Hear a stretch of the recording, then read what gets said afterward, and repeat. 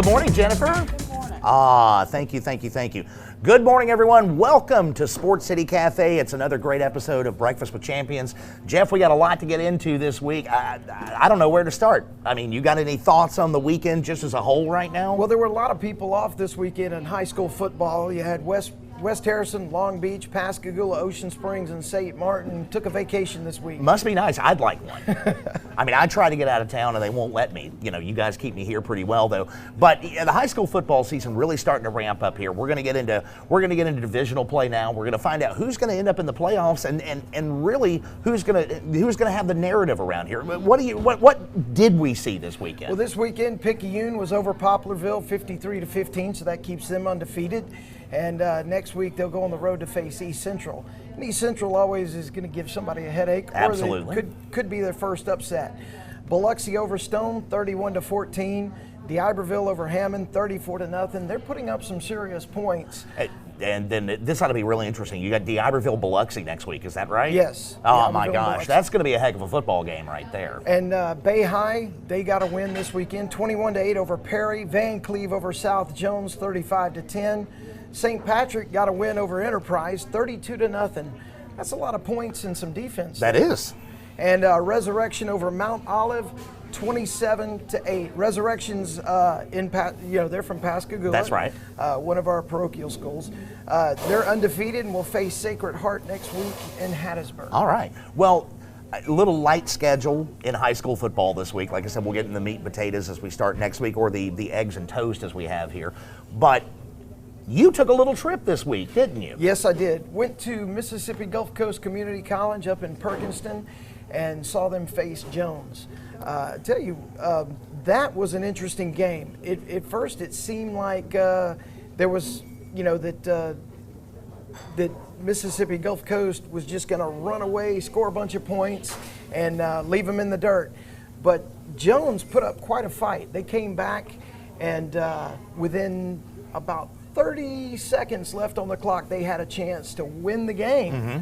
And Mississippi Gulf Coast came up with a huge defensive stop. Well, it's another big win for them. It's another big win for the Bulldogs. And let's be honest, junior college football in Mississippi is huge. It may not draw the national attention that everybody else sees, but it's a breeding ground for Division I guys. I mean, how many guys have we seen go to big programs out of these junior college programs in Mississippi and make impacts, not only in Division I, but also at the next level in the NFL? I mean, the first one that comes to my head is Terrence Cody. Yes, Terrence Cody, he left there. He's still playing in the NFL right now. There's a whole bunch of others. It's just the first one I happen to think of. So I invite everybody. I mean, if you've not gone and checked out one of these programs to go see them play, you ought to support them, especially Mississippi Gulf Coast. They're a local team.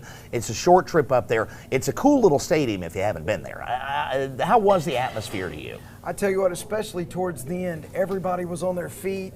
A lot of energy coming off of the band, the pep squad, even the kids that were there. Everybody on their feet cheering, yelling the chants, and when you saw that sack come up at the very end that spoiled their chance to take the game, on Jones, talk about nail-biting event. It was great. The atmosphere was great. That's awesome. Well, like I said, everybody should go check it out. Now, we're going to get into the college football slate coming up next, and I know we've got a good bit to talk about here.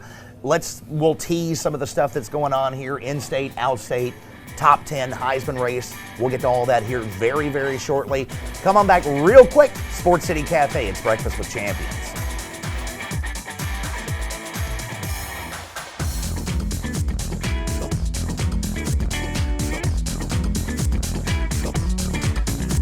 Vic Dion at Champion. Shopping online for a vehicle drives me crazy. We have a website, but in order to stay competitive, we have to put every discount available, which most people don't qualify for. You own a horse, you get $500. You got a hamster, you get another $1,000. It's that ridiculous, and I don't like it. Come on over to Champion. Let's visit the websites together. All of them. At Champion, you're still going to find the best price on the coast. Check us out during Ram Power Days at Champion.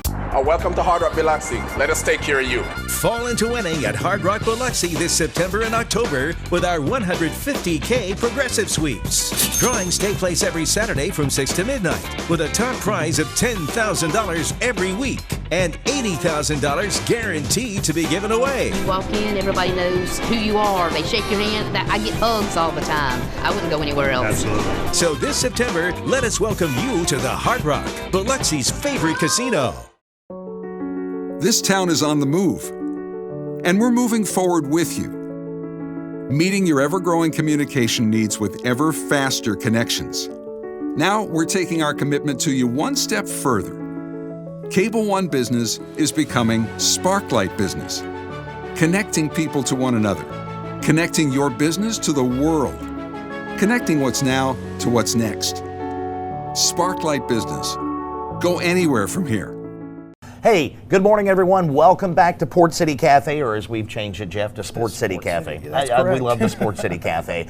And it's Breakfast with Champions. Jeff, let's hop right into college football because we want to get as much conversation in as we possibly can. Let's talk about LSU first. Yeah, as we talked about earlier in the AP poll, not much has changed, but LSU still remaining at number 4. And another impressive win, and it's not just so much that they won. We expected them to win, but to put up over 60 points. 66 points is a lot for LSU. It's been a long time since LSU's offense has generated this kind of buzz. And Joe Burrow's the real deal. He is the real deal. There's no question here. The scheme that LSU has gone to is matching his talent set. It really is. And it's still a strong running game. That's still there. They still have a great running game. But Burrow is really picking these defenses apart right now. Well, when you think of LSU, we've always talked about it being DBU, defensive backs. We've talked about the defense. But the offense has not been much of a conversation because they've done just enough to win games in the past. Or, I mean, not that they were bad. They just didn't have somebody that you would talk about in the Heisman running. Well, yeah, your explosive plays, so on and so forth. I mean, normally your explosive play was it's a dive and they break a couple tackles and they're into the secondary. Yeah, but it was mostly running game, exactly. Like you're saying. It's a running game. But this is the kind of numbers they're putting up. In the passing game, they're getting 463 yards per game averaging. And, of course, they haven't broken into their SEC schedule yet. Not a lot. Which is going to test that and see, is this fool's gold or is this gold? Well, and you take a little bit of a grain of salt with the win over Texas as well, too. Texas's defense is a Big 12 defense. They scored a lot of points on Texas. They rolled up a lot of yardage on Texas. Yeah, but once again, it's a Big 12 defense. Let's see what happens when they really start to get into like you said, the meat of their SEC schedule. Yeah, because they're putting up an average of 55 points per game. Now, the thing is we've talked about Alabama and how impressive they are, Clemson, how impressive they are. But this is the kind of conversation we haven't been having, talking about the offensive work that LSU has done. Do you think having an addition from the NFL working in their offense has helped them any, or do you think they were already rolling this way with Joe Burrow? It's obvious. No, I think the scheming has really helped them out. I think the offensive play calling has helped them out. I think these guys working with them day in and day out through spring and through the summer and through the early practice in the fall has really improved their offense. It really has. But real quick, I want to talk about one other thing with LSU. The defense is a little bit concerning, don't you think? I mean, we're giving up a lot of points. I mean, Vandy's not exactly an offensive juggernaut, and they put up 38 points on them. Yeah, well, how much of that is because they score so many offensive points that they're giving more people in the rotation and getting some work with the defense, or how much of that is your starters? They did have some people that were out. Correct. But you still don't want to see a team give up that many points when you're on a championship run. Well, no, and then just to flip the script there, let's talk about Alabama real quick. Yes. They're playing Southern Miss. Southern Miss has put up some points already this year. Alabama's missing a lot of defensive starters right now, but they only give up 7. Yes. So is there really a huge talent difference between Vandy and Southern Miss? Yeah, probably a little bit there, but not a ton. I mean, I think those two playing heads up on a neutral field are probably a 7-point game, so I don't think there's a ton of difference there. Well, I think what we're seeing is Alabama is known for having a strong defense, and they're carrying that out. And this year they're going to be the defense that I think that can tell where Joe Burrow really is. Well, and here's the thing. Alabama's got a ton of injuries on defense too. But what Saban does, he keeps reloading another true freshman and another true freshman and another one. And these guys just come out, they already know the scheme. These guys are men when they come in there from high school through that training program, and these guys are ready to play. It's next man up. So that defense still looks dominant. Let's talk about Burrow's competition, Tua. 4 incompletions, 5 touchdown passes. He's done this multiple times in his career where he's thrown more touchdown passes than incompletions in a game. He's a surgeon out there. And how many years does he have left? Well, he would be able to play next year, but I believe the Dolphins are in the process of tanking for Tua right now. Yeah. So we'll get to that here in just a little bit here. The only thing I had a problem with the Southern Miss game, real quick, these kids came to Tuscaloosa to play this game, and the Southern Miss coaching staff started running the clock into the second quarter here, just so they didn't get embarrassed. They're running the play clock down to 1 and running plays and this and the other. These kids came here to play. They're in the national spotlight. They're on national television. Do they really get a chance to shine when your coaching staff goes, oh, well, it's 28-0. We're going to throw up our hands and just milk the clock so we don't get embarrassed? I really don't. I disagree with that kind of game planning. I mean, I think you should go out there and try to stack up some points. Try to do something. Get some experience for your guys, and manage it the way you would any other game. All right, let's hit some other stuff in college football real quick. Georgia, Notre Dame. Georgia, like I said last week, not sold on them. I think Notre Dame's a little bit better than we thought they were, and there's still questions about Georgia after that game. They play a big-time team. They struggle a little bit. But, I mean, Notre Dame's a good team, and they travel well. So there were Notre Dame fans in Athens, but still, that kind of atmosphere they had in that game, they should have covered the spread of that game and walked away with it. But still, they couldn't pull the trigger and get away from Notre Dame. Yeah, we still see Georgia is still ranked at number 3, and then Notre Dame falls 3 points. And they deservedly didn't fall very far. Auburn, impressive win on the road at Texas A&M. That's a big win for them right there. Bo Nix looks a little bit better week after week, but once again, they haven't played that offense yet either. That's really challenged him, and he's not played that defense. I don't think A&M's as good this year as everybody thought they were going to be. They have a real tough schedule, don't get me wrong, right, but they just haven't impressed me as of yet. I think next week we're going to see us getting into the meat of the schedule. Alabama coming up against Ole Miss, and then you have Arkansas is Texas A&M, and then Auburn's at Mississippi State's at Auburn next week. That may be the most interesting game of the week in the SEC. I think that is right there, because I don't think Ole Miss stays on the field with Alabama. Arkansas just lost to San Jose State, so who knows what's going to happen there. That was brutal. So I believe the SEC still is kind of where it was right now. And then real quick, Michigan, embarrassing loss to Wisconsin. Yes, that was tough. I knew it was going to be a tight game, but I didn't know Michigan was going to lose that bad. Well, Harbaugh may need a new pair of khakis after that. I'm not real sure. Guys, we'll come back. Little NFL talk coming up. Saints win coming up. Welcome back, Sports City Cafe, Breakfast with Champions.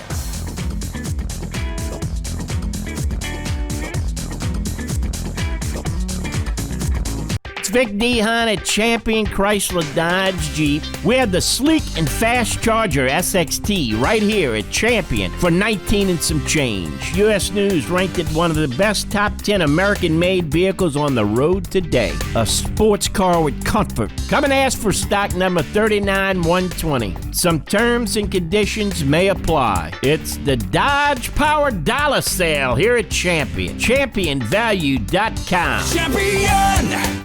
Welcome to Hard Rock Biloxi. Let us take care of you. Fall into winning at Hard Rock Biloxi this September and October with our 150K Progressive Sweeps. Drawings take place every Saturday from 6 to midnight with a top prize of $10,000 every week and $80,000 guaranteed to be given away. You walk in, everybody knows who you are. They shake your hand. I get hugs all the time. I wouldn't go anywhere else. Absolutely. So this September, let us welcome you to the Hard Rock, Biloxi's favorite casino.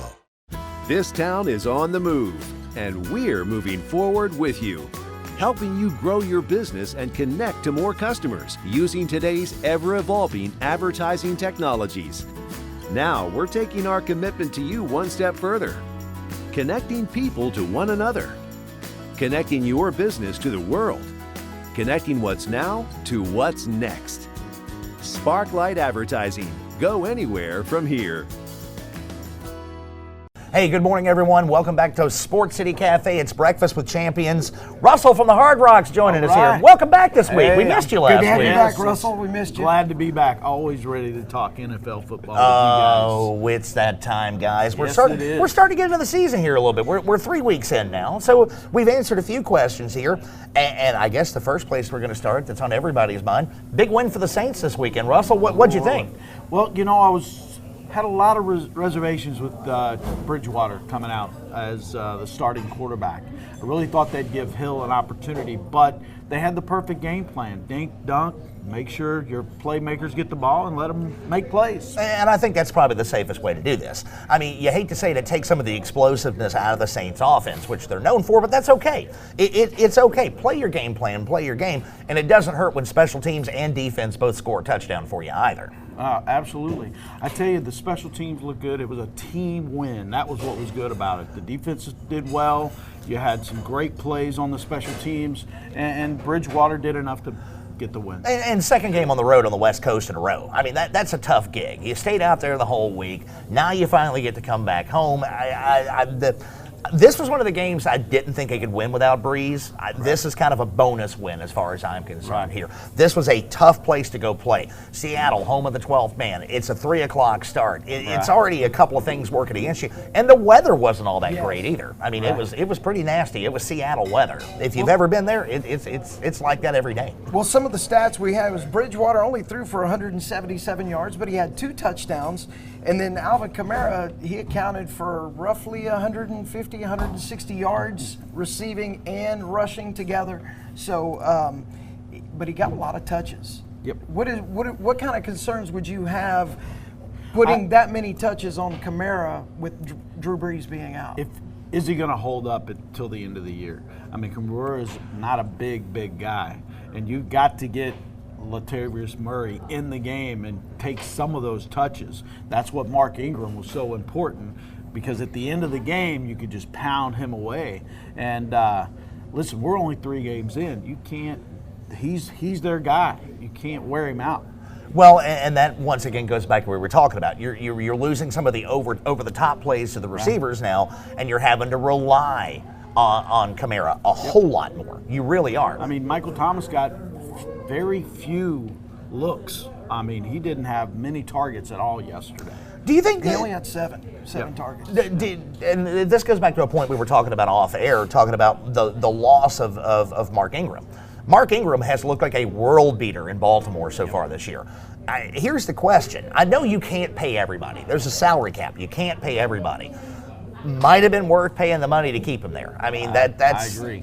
That's one of those things you have to think about with the front office going, maybe we can move this here, maybe we can pay him a little bit more up front where we don't have to worry about cap concerns and keep him as a Saint, because not only was Mark Ingram the guy late in the game that could pound you and get you the yards against a tired defense, he could also catch balls out of the backfield, but he's also a team leader. In the locker room, on the sideline, on the field, he was a team leader, and I think they're missing that element a little bit. Yes, I think so too, and I tell you what surprised me. I really thought going into this game, if Hill is really the heir apparent, he's the guy that's going to take Drew Brees. Only got a couple of years left, guys. And if they're really behind him, why is he not in the game? Well, why is he not starting? Here's the question. So it makes me think that the Saints may have to draft another quarterback. If you don't have enough belief in this guy to be the heir apparent, then they're going to have to start looking. I think that's the expectation of the fans, is Taysom Hill's the heir apparent, but you can see in the locker room that doesn't seem to be the case. What do you think, John? Well, Bridgewater is an experienced quarterback. Taysom Hill is still a little bit younger, and I wonder if it's a lot to the fact that Taysom Hill didn't really get the reps at quarterback, you know, during fall practice, during these first few games, because they use Taysom Hill in so many different ways. He's not getting as many reps at quarterback. And maybe now that he is in practice during the week, maybe you'll see him used a little bit more during this time that Breeze is out. But right now they're kind of going with what they got, and then on the road in a tough place to play, you'd want an experienced guy in there. So I think Bridgewater right now is the right answer, but I think you're going to start to see Taysom Hill sprinkled in, especially in the Dome where he's comfortable, where the fans are going to cooperate with what he wants to do. But right now, on the road, tough game, Bridgewater was the right way to go. Now defense. Defensive line is doing a great job. I'm seeing some issues in the backfield, the defensive backs. Yep. How much of that is the zone versus the man coverage, and how much of that is player, or how much of it's coaching? What do you guys think on that? Well, I like what I'm seeing with the Saints defense. It's kind of a bend but don't break defense. And it's better than it's been in the past. So I think on the defensive side of the ball, they're not looking too bad. I mean, they played a tough Seattle team yesterday. And to come out of there with a win was big. Well, like you and I were talking about earlier, one little thing that you talked about the difference between man and zone coverage. Man, press man, these guys are great. These back four guys are great. But when it seems like there's communication issues when they get into zone coverage. It seems like maybe we're not communicating back and forth a little bit. Maybe we're not. This is our area of responsibility. This is our area of responsibility. But like you said earlier, does it go down to coaching, or does it go down to the players? And when you've gone through practice and you've got 3 games deep into the season, you should know your assignments in zone. So I think it's coaching just a little bit that needs to be tweaked in there to get these guys on the same page communication-wise in the back end of the defense. Well, last year it was when they started getting into the last 7 or 8 games of the season. You saw that quarterback rating per defensive back go down. You saw things, but yesterday, defense forcing turnovers. Well, right. we saw special teams make the touchdown on the punt return. We saw Eli Apple forcefully punch the ball out. That was something that was technique. It wasn't just a tackle. He did that purposely, and I like to see that. Well, real quick, we're running a little short on the NFL schedule here, so let's run through a couple things. 7 undefeated teams in the NFL right now. Russell, who else really gets your attention besides New England? We already know they're there, but let's go somewhere else. Who else? Kansas City. I mean, of course, I'm a Green Bay Packer fan. Am I. I'll go there with you on that. So I'm very excited about them being undefeated. But Kansas City, man, their quarterback, Mahomes, is just doing things other quarterbacks cannot do. I think the 2 biggest surprises undefeated right now, Buffalo and San Francisco. Yeah. I mean, I don't think there's anybody that if you drew it up right now that thought that Buffalo or San Francisco or both of them would be undefeated 3 games into the season. Yes. I think that's going to change shortly. And Dallas remaining undefeated. Agree with you. They have played New York and they played Washington and Miami. So as they start to get into their schedule a little bit more, we'll see how much that is. Yeah, how much is the competition that they've played has not been great. So we'll see. Same with New England. Even though New England has looked unbelievable, they've played Miami, they played the Jets. I mean, they haven't played it. No, not really. Indy looks impressive as well so far, even without Andrew Luck. I think there's a lot to work on there. Guys, we'll be right back to some picks. Sports City Cafe, Breakfast with Champions.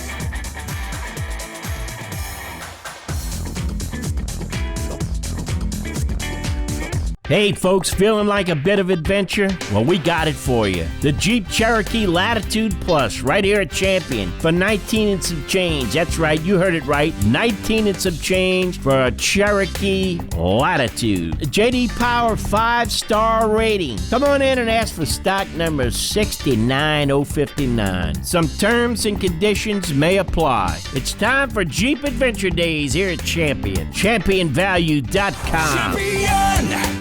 Welcome to Hard Rock Biloxi. Let us take care of you. Fall into winning at Hard Rock Biloxi this September and October with our 150K Progressive Sweeps. Drawings take place every Saturday from 6 to midnight with a top prize of $10,000 every week and $80,000 guaranteed to be given away. You walk in, everybody knows who you are. They shake your hand. I get hugs all the time. I wouldn't go anywhere else. Absolutely. So this September, let us welcome you to the Hard Rock, Biloxi's favorite casino. It's the Weekly Show with David J. Maloney. This week, David talks to me, radio DJ and announcer Jonna Farmer, and TV personality and actor Jonathan Brannon with a new edition of David's Tips, and our special musical performers for the month, Tyler Livingston and the Absolutes.